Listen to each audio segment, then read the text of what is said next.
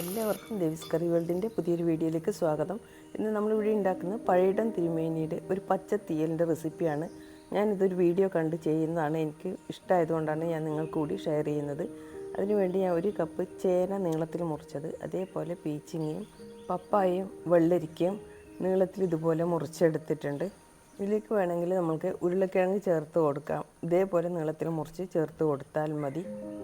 പിന്നെ സാധാരണ തീയലുണ്ടാക്കുന്ന പോലെ നമുക്കൊരു ബുദ്ധിമുട്ടില്ല കേട്ടോ, വറുത്തരച്ചൊന്നും വേണ്ട ഇതുണ്ടാക്കാൻ. പക്ഷേ വളരെ ടേസ്റ്റിയാണ്, നമുക്ക് ഊണിനൊക്കെ കഴിക്കാൻ നല്ലൊരു കറിയാണ്. ഇപ്പോൾ ഇത് ഞാനിതെല്ലാം വേവിക്കാനായി വെക്കുന്നുണ്ട്. ഏറ്റവും അടിയിലായി വെള്ളരിക്ക ഇട്ട് കൊടുത്തിട്ടുണ്ട്. ഇത് അടിക്ക് പിടിക്കാതിരിക്കാൻ സഹായിക്കും നമ്മൾ അടിയിൽ വെള്ളരിക്ക ഇട്ട് കൊടുത്താൽ. ഇനി ഇതിലേക്ക് നമുക്ക് 1 ടേബിൾ സ്പൂൺ മുളക് പൊടിയും 1 ടേബിൾ സ്പൂൺ മല്ലിപ്പൊടിയും 1/4 ടേബിൾ സ്പൂൺ മഞ്ഞൾപ്പൊടിയും 1/4 ടേബിൾ സ്പൂൺ ഉപ്പും കൂടി ചേർത്ത് നമുക്കിത് വേവിക്കാനായി വെക്കാം. ഇതിലേക്ക് കുറച്ച് വെള്ളം ചേർത്ത് കൊടുക്കാം. ഞാൻ ഏകദേശം ഒരു 1/2 കപ്പ് വെള്ളം ഇവിടെ ചേർത്ത് കൊടുത്തിട്ടുണ്ട്. പിന്നെ ചെറിയൊരു പീസ് പുളി പിഴിഞ്ഞ് അതിൻ്റെ വെള്ളം കൂടി ഇതിൽ ചേർത്ത് കൊടുക്കാം.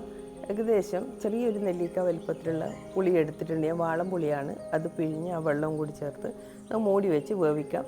ഈ സമയത്ത് നമുക്ക് തേങ്ങ അരച്ചെടുക്കാം. അതിലേക്ക് 1 കപ്പ് തേങ്ങ, 8 ചെറിയ ഉള്ളി, 1/2 ടീസ്പൂൺ ജീരകം, ഇത്രയും ചേർത്ത് മിക്സിയുടെ ചെറിയ ജാറിൽ നല്ല മയത്തിൽ വേണം ഇത് അരച്ചെടുക്കാൻ.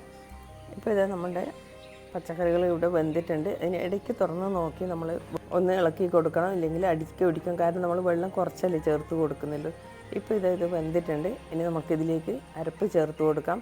അരപ്പ് ചേർത്ത് കൊടുത്തതിന് ശേഷം നന്നായി തന്നെ ഇതൊന്ന് യോജിപ്പിച്ചെടുക്കണം. ഇനി ഇതിലേക്ക് നമുക്ക് ആവശ്യമുള്ള വെള്ളവും കൂടി ചേർത്ത് കൊടുക്കാം.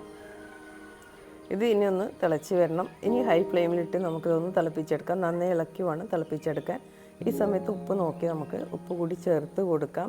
ഇതിപ്പോൾ ഊണിന് നമ്മൾക്ക് കഴിക്കാൻ പറ്റിയ നല്ലൊരു ഒഴിച്ചു കറിയാണ് ഈ പച്ചത്തീയൽ. ഇനി ഇതിലേക്ക് നമുക്ക് കടുക് താളിച്ച് കൊടുക്കണം. കടുക്, കറിവേപ്പില, ഉണക്കമുളക് ഇത്രയും താളിച്ച് ചേർത്ത് കൊടുക്കാം. അപ്പോൾ ഇത്രയേ ഉള്ളൂ ഇന്നത്തെ വീഡിയോ. നിങ്ങൾക്ക് വീഡിയോ ഇഷ്ടമായെന്ന് കരുതുന്നു. ഇഷ്ടമായെങ്കിൽ ഒന്ന് ലൈക്ക് ചെയ്യാൻ, സപ്പോർട്ട് ചെയ്യാൻ മറക്കല്ലേ. Thank you for watching.